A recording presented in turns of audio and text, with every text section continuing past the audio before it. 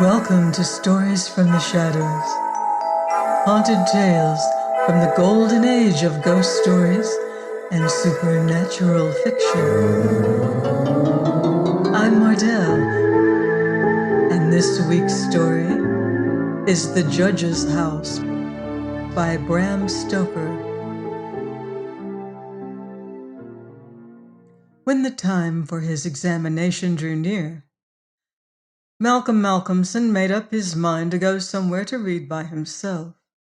He feared the attractions of the seaside, and also he feared completely rural isolation, for of old he knew its charms, and so he determined to find some unpretentious little town where there would be nothing to distract him.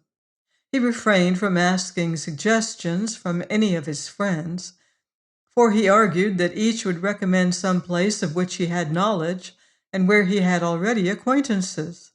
As Malcolmson wished to avoid friends, he had no wish to encumber himself with the attention of friends' friends, and so he determined to look out for a place for himself. He packed a portmanteau with some clothes and all the books he required, and then took ticket for the first name on the local timetable which he did not know. When at the end of 3 hours' journey he alighted at Benchurch, he felt satisfied that he had so far obliterated his tracks as to be sure of having a peaceful opportunity of pursuing his studies. He went straight to the one inn which the sleepy little place contained and put up for the night.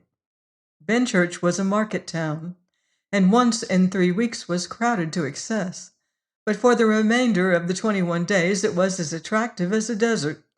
Malcolmson looked around the day after his arrival to try to find quarters more isolated than even so quiet an inn as the Good Traveler afforded.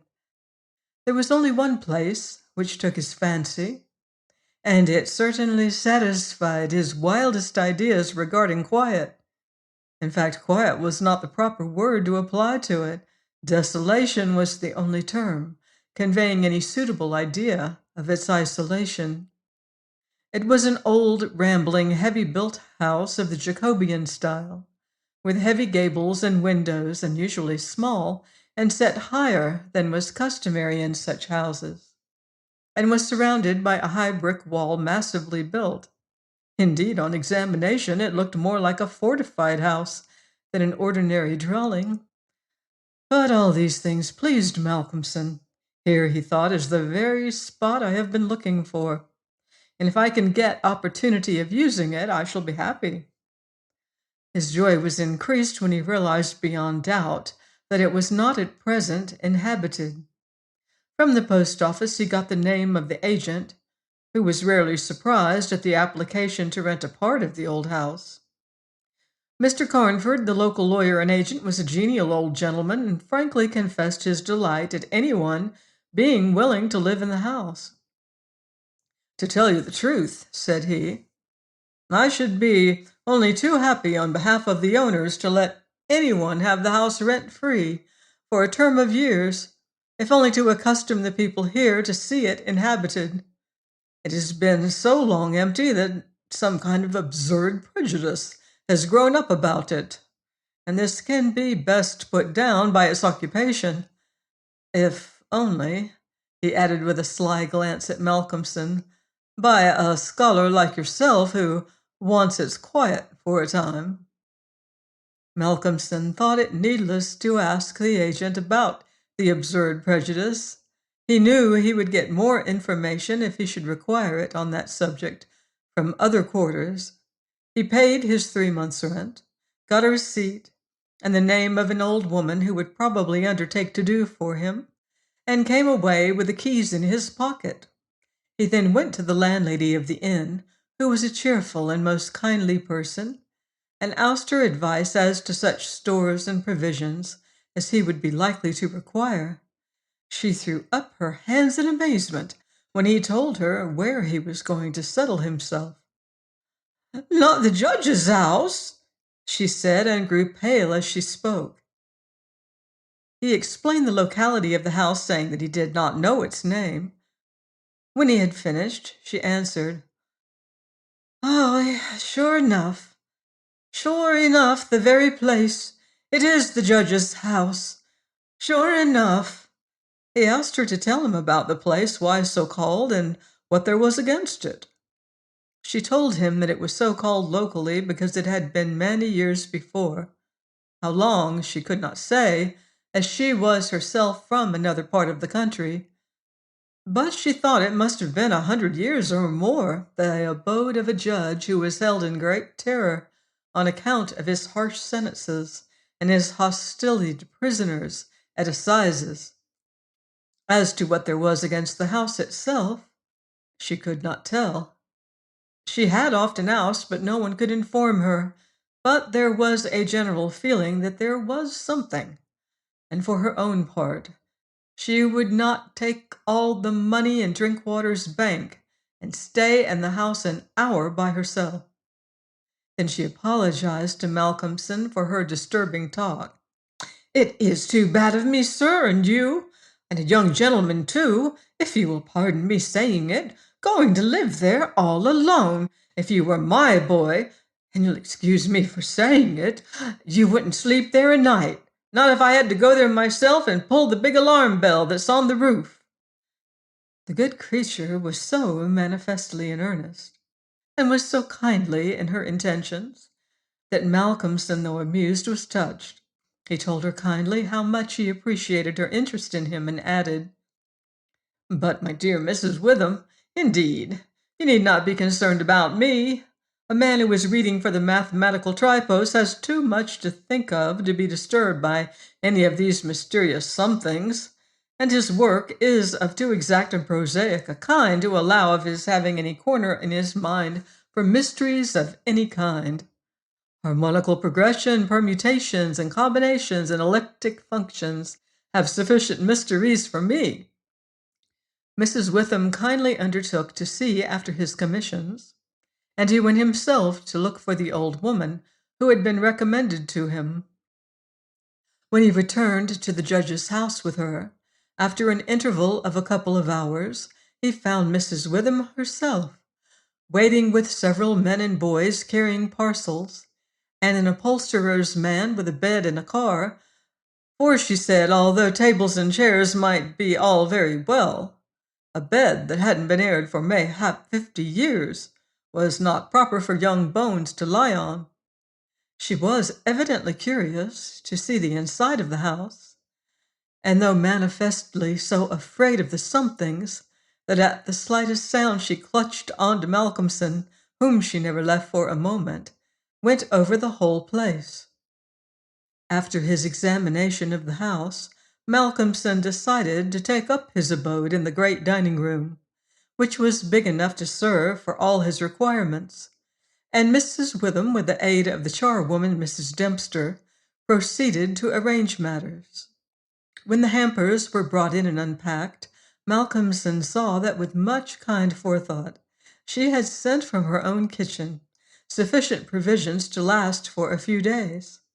Before going, she expressed all sorts of kind wishes, and at the door turned and said, "And perhaps, sir, as the room is big and draughty, it might be well to have one of those big screens put round your bed at night. Though, truth to tell, I would die myself if I were to be so shut in with all kinds of things that put their heads round the sides or over the top and look on me." The image which she had called up was too much for her nerves, and she fled incontinently.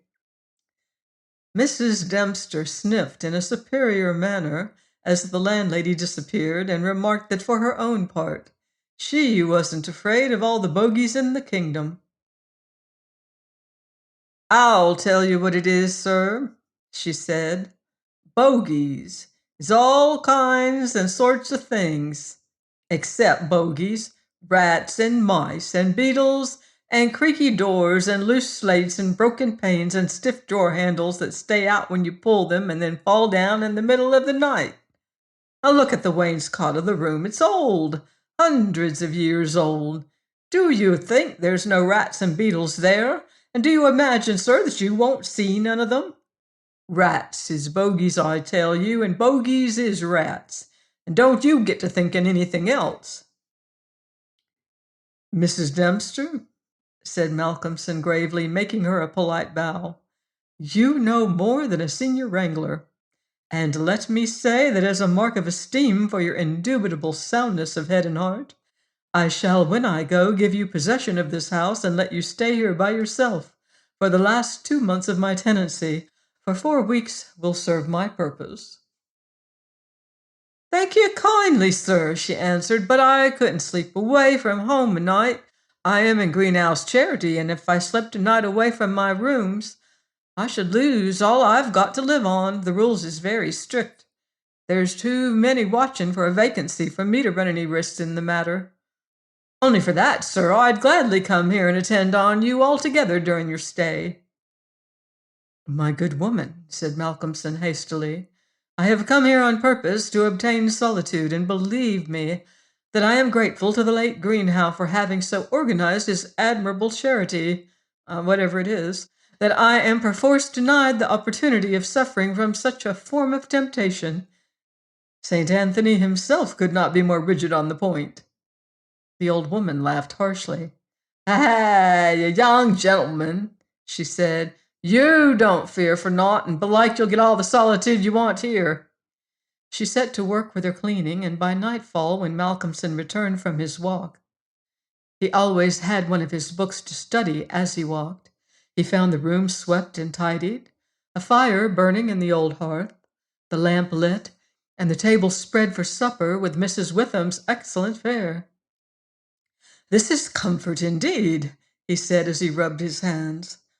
When he had finished his supper and lifted the tray to the other end of the great oak dining table, he got out his books again, put fresh wood on the fire, trimmed his lamp, and set himself down to a spell of real hard work. He went on without pause till about 11 o'clock, when he knocked off for a bit to fix his fire and lamp and to make himself a cup of tea. He had always been a tea drinker, and during his college life had sat late at work and had taken tea late.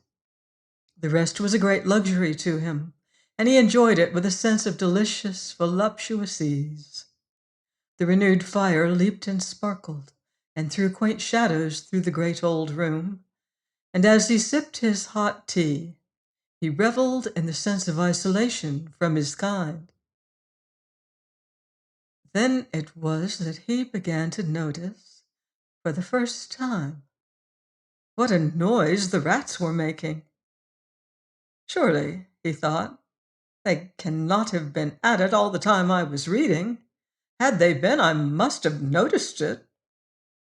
Presently, when the noise increased, he satisfied himself that it was really new. It was evident that at first the rats had been frightened at the presence of a stranger and the light of fire and lamp, but as the time went on they had grown bolder, and were now disporting themselves as was their wont.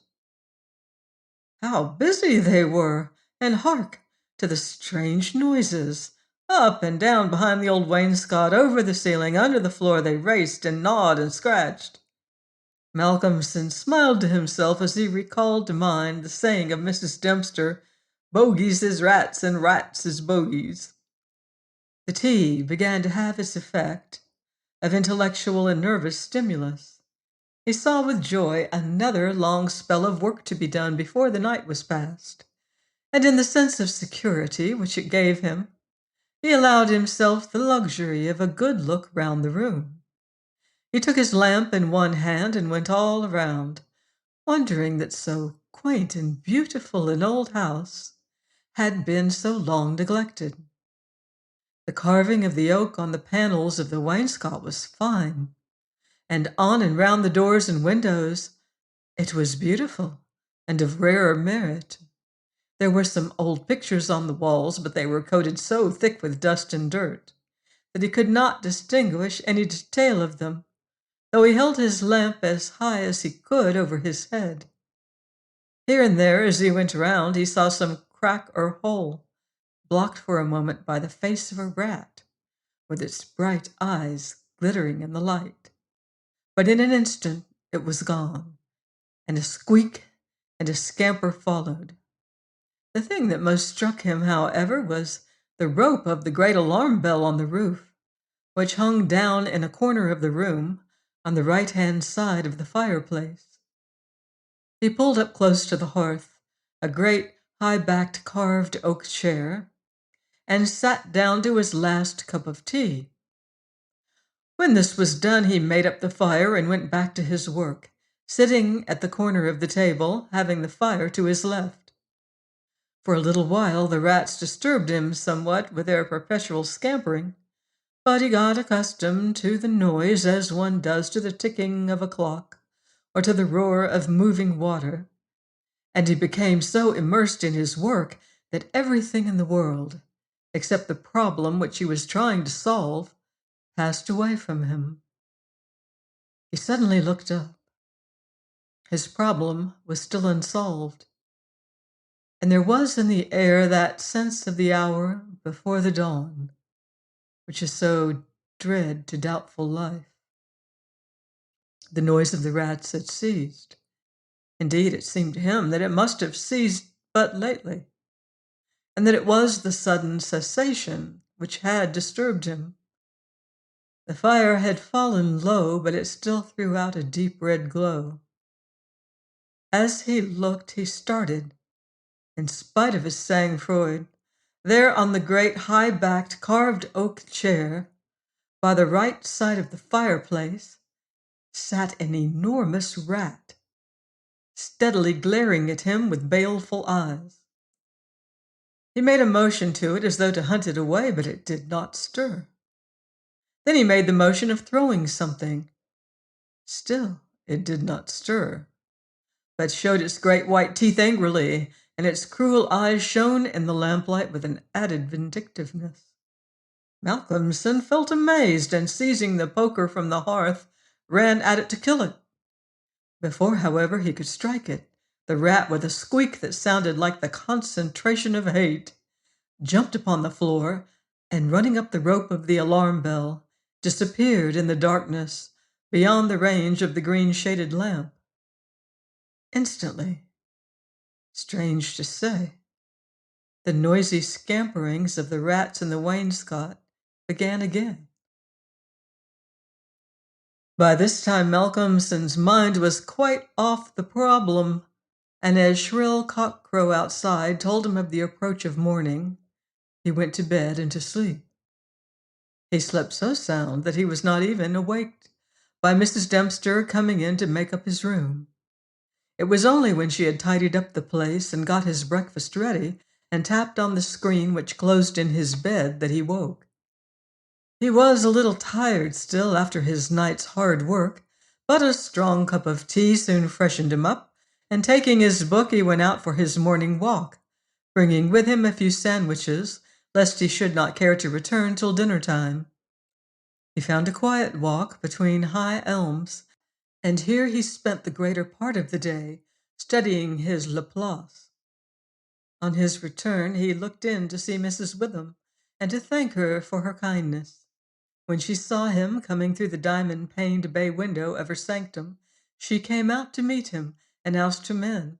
She looked at him searchingly and shook her head as she said, "You must not overdo it, sir. You are paler this morning than you should be. 2 late hours and 2 hard work on the brain isn't good for any man. But tell me, sir, how did you pass the night? Well, I hope." "But my heart, sir, I was glad when Mrs. Dempster told me this morning that you were all right and sleeping sound when she went in." "Oh, I was all right," he answered, smiling.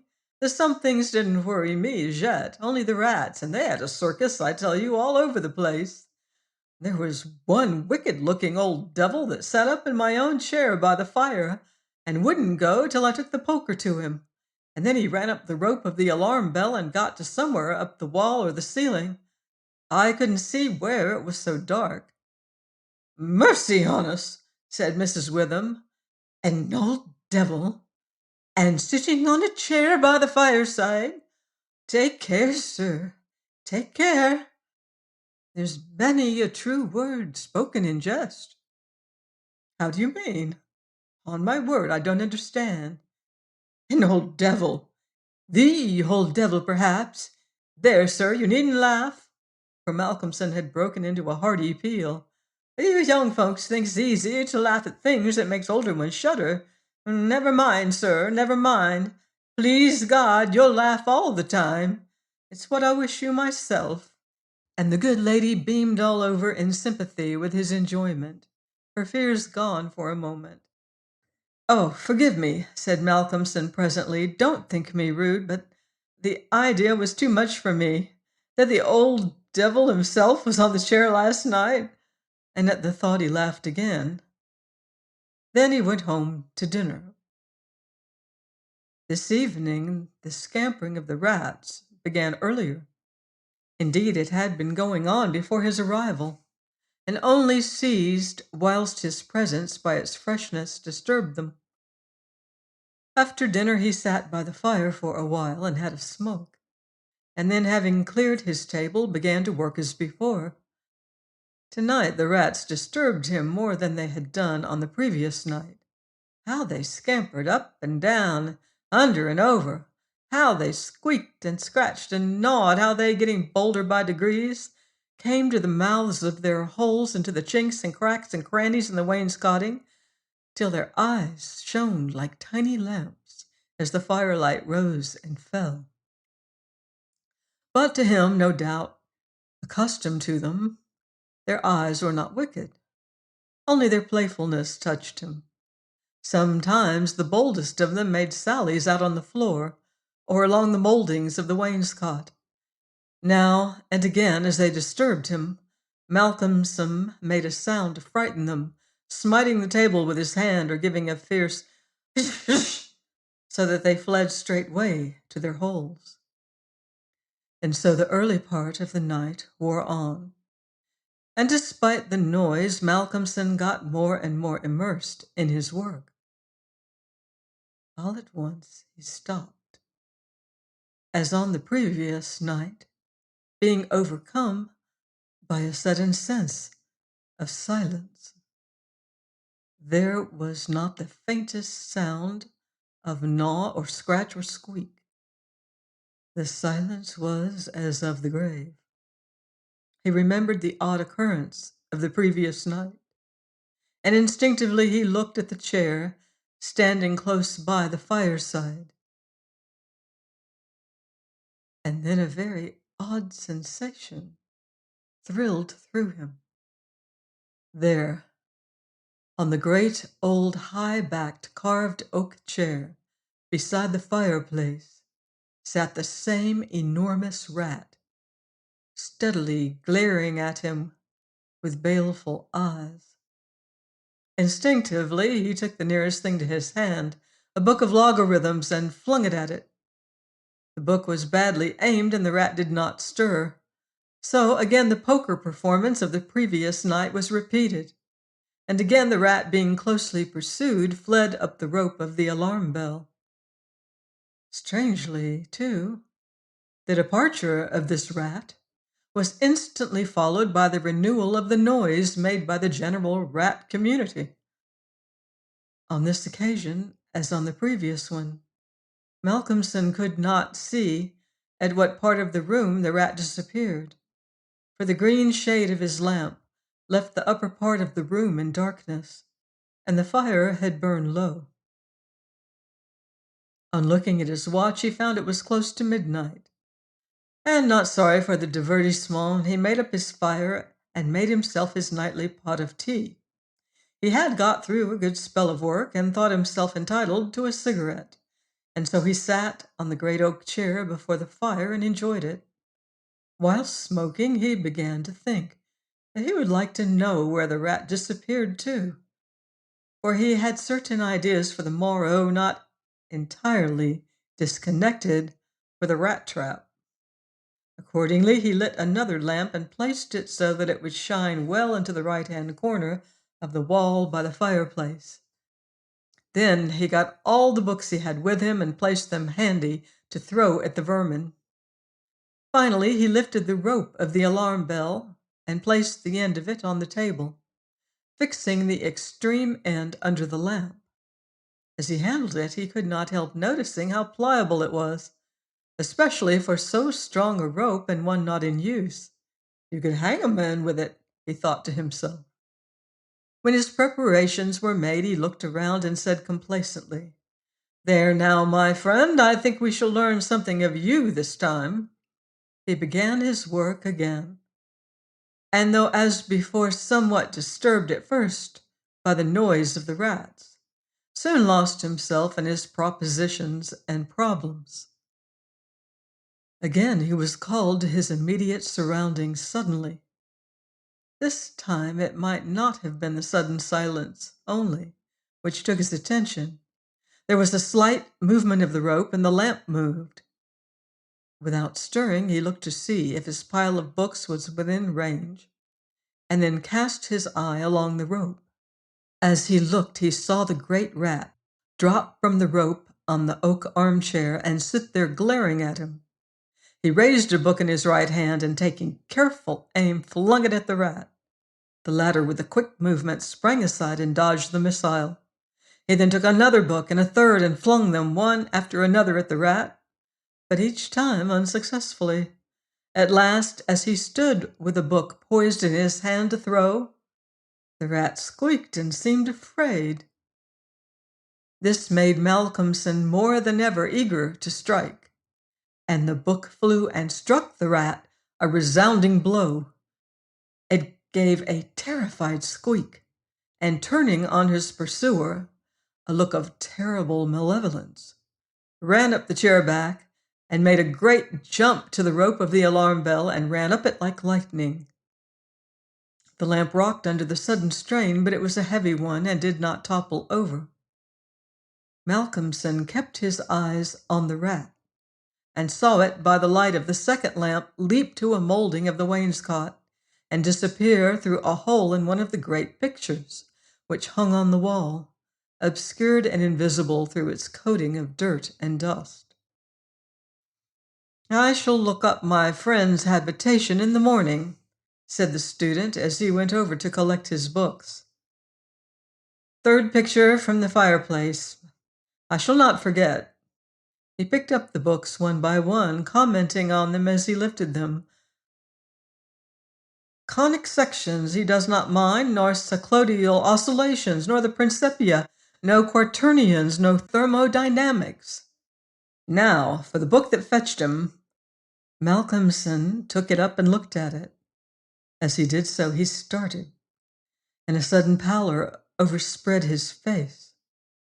He looked round uneasily and shivered slightly as he murmured to himself, "The Bible my mother gave me. What an odd coincidence." He sat down to work again, and the rats in the wainscot renewed their gambols. They did not disturb him, however. Somehow their presence gave him a sense of companionship. But he could not attend to his work, and after striving to master the subject on which he was engaged, gave it up in despair, and went to bed as the first streak of dawn stole in through the eastern window. He slept heavily, but uneasily, and dreamed much, and when Mrs. Dempster woke him late in the morning, he seemed ill at ease, and for a few minutes did not seem to realize exactly where he was. His first request rather surprised the servant. "Mrs. Dempster, when I'm out today, I wish you would get the steps and dust or wash those pictures, especially that third one from the fireplace. I want to see what they are." Late in the afternoon, Malcolmson worked at his books in the shaded walk, and the cheerfulness of the previous day came back to him as the day wore on, and he found that his reading was progressing well. He had worked out to a satisfactory conclusion all the problems which had as yet baffled him, and it was in a state of jubilation that he paid a visit to Mrs. Witham at the Good Traveler. He found a stranger in the cozy sitting room with the landlady, who was introduced to him as Dr. Thornhill. She was not quite at ease, and this, combined with the doctor's plunging at once into a series of questions, made Malcolmson come to the conclusion that his presence was not an accident. So without preliminary, he said, "Dr. Thornhill, I shall with pleasure answer you any question you may choose to ask me, if you will answer me one question first. The doctor seemed surprised, but he smiled and answered at once. "Done. What is it?" "Did Mrs. Witham ask you to come here and see me and advise me?" Dr. Thornhill, for a moment, was taken aback, and Mrs. Witham got fiery red and turned away.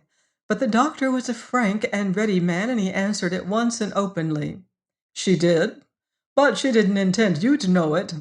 I suppose it was my clumsy haste that made you suspect.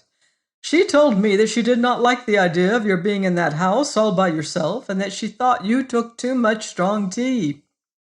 In fact, she wants me to advise you, if possible, to give up the tea and the very late hours. I was a keen student in my time, so I suppose I may take the liberty of a college man, and without offense, advise you not quite as a stranger." Malcolmson, with a bright smile, held out his hand. "Shake, as they say in America," he said. "I must thank you for your kindness, and Mrs. Witham too. And your kindness deserves a return on my part. I promise to take no more strong tea, no tea at all till you let me. And I shall go to bed tonight at 1 o'clock at latest. Will that do?" "Capital," said the doctor. "Now, tell us all that you noticed in the old house." And so Malcolmson then and there told in minute detail all that had happened in the last 2 nights. He was interrupted every now and then by some exclamation from Mrs. Witham, till finally, when he told of the episode of the Bible, the landlady's pent-up emotions found vent in a shriek, and it was not till a stiff glass of brandy and water had been administered that she grew composed again. Dr. Thornhill listened with a face of growing gravity, and when the narrative was complete and Mrs. Witham had been restored, he asked, "The rat always went up the rope of the alarm bell?" "Always." "I suppose you know," said the doctor after a pause, "what the rope is?" "No." "It is," said the doctor slowly, "the very rope which the hangman used for all the victims of the judge's judicial rancor." Here he was interrupted by another scream from Mrs. Witham, and steps had to be taken for her recovery. Malcolmson, having looked at his watch and found that it was close to his dinner hour, had gone home before her complete recovery. When Mrs. Witham was herself again, she almost assailed the doctor with angry questions as to what he meant by putting such horrible ideas into the poor young man's mind. "He has quite enough there already to upset him," she added. Dr. Thornhill replied, "My dear madam, I had a distinct purpose in it. I wanted to draw his attention to the bell rope and to fix it there. It may be that he is in a highly overwrought state and has been studying too much, although I am bound to say that he seems as sound and healthy a young man, mentally and bodily, as ever I saw. But then the rat, and that suggestion of the devil." The doctor shook his head and went on. "I would have offered to go and stay the first night with him, but that I felt sure it would have been a cause of offense. He may get in the night some strange fright or hallucination, and if he does, I want him to pull that rope.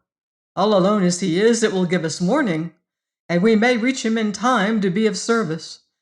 I shall be sitting up pretty late tonight, and I shall keep my ears open.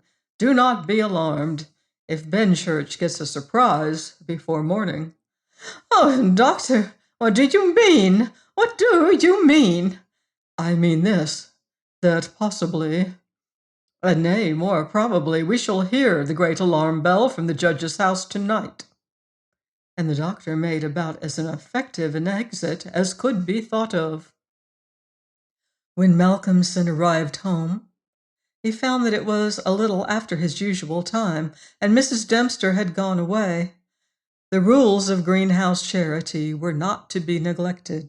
He was glad to see that the place was bright and tidy, with a cheerful fire and a well-trimmed lamp. The evening was colder than might have been expected in April, and a heavy wind was blowing with such rapidly increasing strength that there was every promise of a storm during the night. For a few minutes after his entrance, the noise of the rats ceased, but so soon as they became accustomed to his presence, they began again. He was glad to hear them, for he felt once more the feeling of companionship in their noise, and his mind ran back to the strange fact that they only ceased to manifest themselves when that other, the great rat with the baleful eyes, came upon the scene. The reading lamp only was lit, and its green shade kept the ceiling and the upper part of the room in darkness, so that the cheerful light from the hearth spreading over the floor and shining on the white cloth laid over the end of the table was warm and cheery.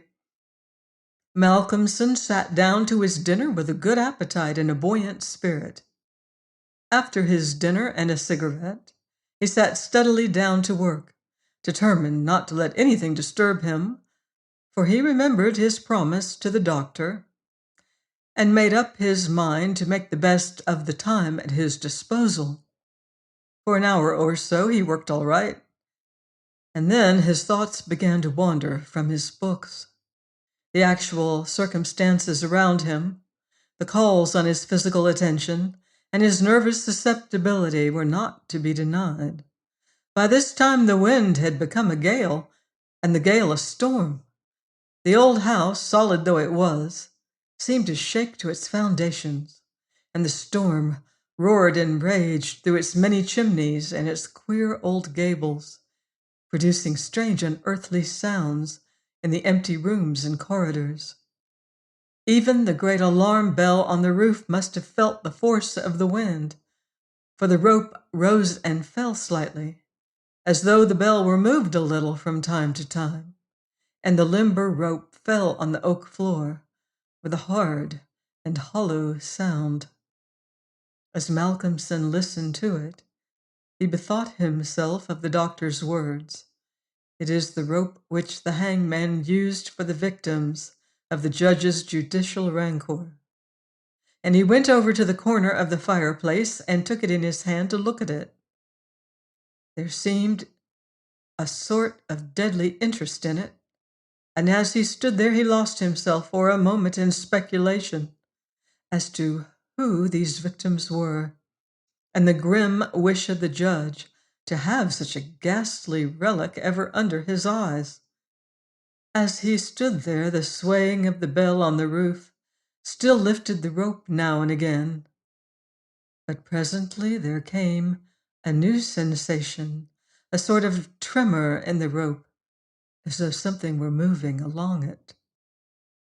Looking up instinctively, Malcolmson saw the great rat coming down slowly towards him, glaring at him steadily. He dropped the rope and started back with a muttered curse, and the rat, turning, ran up the rope again and disappeared. And at the same instant, Malcolmson became conscious that the noise of the rats, which had ceased for a while, began again. All this set him thinking, and it occurred to him that he had not investigated the lair of the rat or looked at the pictures as he had intended. He lit the other lamp without the shade, and holding it up, went and stood opposite the third picture from the fireplace on the right-hand side, where he had seen the rat disappear on the previous night. At first glance he started back so suddenly that he almost dropped the lamp, and a deadly pallor overspread his face. His knees shook, and heavy drops of sweat came out on his forehead, and he trembled like an aspen. But he was young and plucky, and pulled himself together, and after the pause of a few seconds, stepped forward again, raised the lamp, and examined the picture which had been dusted and washed, and now stood out clearly. It was of a judge, dressed in his robes of scarlet and ermine. His face was strong and merciless, evil, crafty, and vindictive, with a sensual mouth, hooked nose of ruddy color, and shaped like the beak of a bird of prey. The rest of the face was of a cadaverous color. The eyes were of peculiar brilliance, and with a terribly malignant expression. And as he looked at them, Malcolmson grew cold, for he saw there the very counterpart of the eyes of the great rat. The lamp almost fell from his hand. He saw the rat with its baleful eyes peering out through the hole in the corner of the picture, and noted the sudden cessation of the noise of the other rats. However, he pulled himself together and went on with his examination of the picture. The judge was seated in a great high-backed carved oak chair, on the right-hand side of a great stone fireplace, where in the corner a rope hung down from the ceiling, its end lying coiled on the floor. With a feeling of something like horror, Malcolmson recognized the scene of the room as it stood, and gazed around him in an awestruck manner, as though he expected to find some strange presence behind him. Then he looked over to the corner of the fireplace, and with a loud cry he let the lamp fall from his hand. There, in the judge's armchair, with the rope hanging behind, sat the rat with the judge's baleful eyes, now intensified and with a fiendish leer. Save for the howling of the storm, without there was silence. The fallen lamp recalled Malcolmson to himself. Fortunately, it was of metal, so the oil was not spilt. However, the practical need of attending to it settled at once his nervous apprehensions. When he had turned it out, he wiped his brow and thought for a moment. "This will not do," he said to himself. "If I go on like this, I shall become a crazy fool. This must stop. I promised the doctor I would not take tea. Faith, he was pretty right. My nerves must have been getting into a queer state. Funny, I did not notice it. I never felt better in my life. However, it is all right now, and I shall not be a fool again."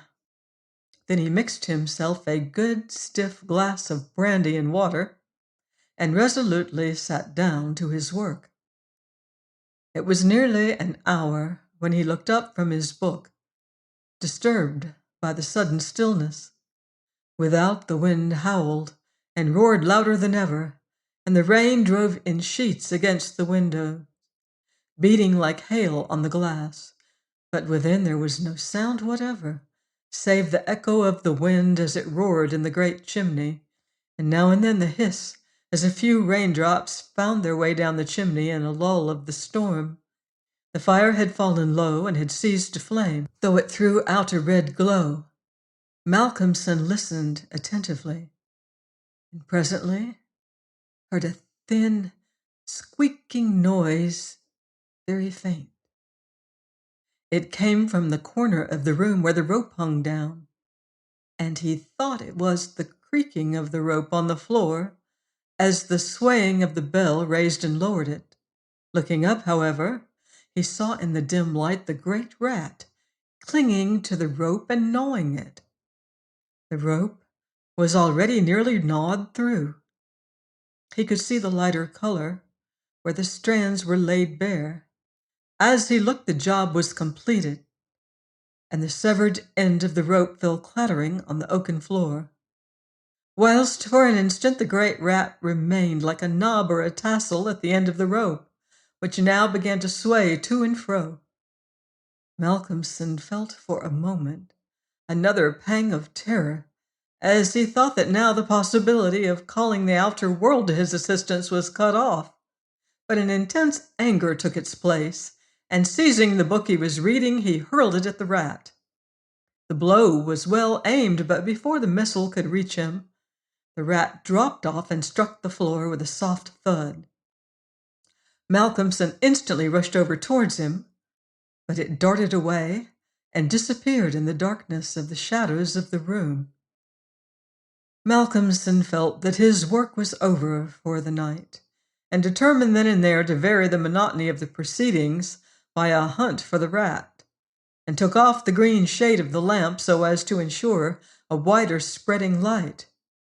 As he did so, the gloom of the upper part of the room was relieved, And in the new flood of light, great by comparison with the previous darkness, the pictures on the wall stood out boldly. From where he stood, Malcolmson saw right opposite to him the third picture on the wall from the right of the fireplace. He rubbed his eyes in surprise, and then a great fear began to come upon him. In the center of the picture was a great irregular patch of brown canvas, as fresh as when it was stretched on the frame. The background was as before, with chair and chimney corner and rope, but the figure of the judge had disappeared. Malcolmson, almost in a chill of horror, turned slowly round, and then he began to shake and tremble like a man in palsy. His strength seemed to have left him, and he was incapable of action or movement, hardly even of thought. He could only see and hear. There, on the great, high-backed carved oak chair, sat the judge, in his robes of scarlet and ermine, with his baleful eyes glaring vindictively, and a smile of triumph on the resolute, cruel mouth, as he lifted with his hands a black cap. Malcolmson felt as if the blood was running from his heart, as one does in moments of prolonged suspense. There was a singing in his ears. Without, he could hear the roar and howl of the tempest, and through it, swept on the storm, came the striking of midnight by the great chimes in the marketplace. He stood for a space of time that seemed to him endless, still as a statue, and with wide-open, horror-struck eyes, breathless. As the clock struck, so the smile of triumph on the judge's face intensified, and at the last stroke of midnight, he placed the black cap on his head. Slowly and deliberately, the judge rose from his chair and picked up the piece of the rope of the alarm bell which lay on the floor, drew it through his hands as if he enjoyed its touch, and then deliberately began to knot one end of it, fashioning it into a noose. This he tightened and tested with his foot, pulling hard at it till he was satisfied, and then making a running noose of it, which he held in his hand. Then he began to move along the table on the opposite side to Malcolmson, keeping his eyes on him until he had passed him, when with a quick movement he stood in front of the door. Malcolmson then began to feel that he was trapped, and tried to think of what he should do. There was some fascination in the judge's eyes which he never took off him, and he had perforce to look. He saw the judge approach, still keeping between him and the door, and raise the noose and throw it towards him as if to entangle him.